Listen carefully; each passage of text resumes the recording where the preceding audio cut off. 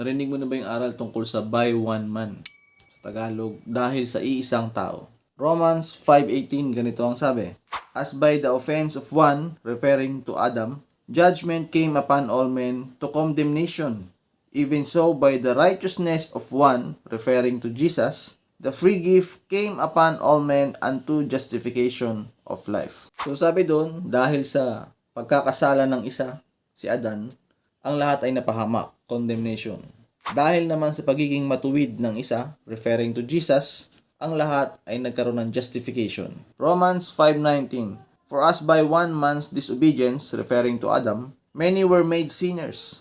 So by the obedience of one, referring to Jesus, shall many be made righteous. So sabi doon, dahil sa pagsuway ni Adan, marami ang naging makasalanan. Pero dahil naman sa pagsunod ng Panginoon, marami ang naging matuwid. Dahil sa pagkakamali ni Adan, ang tao ay napunta sa sitwasyon na kapag hindi sila naniwala kay Kristo, sigurado ang condemnation.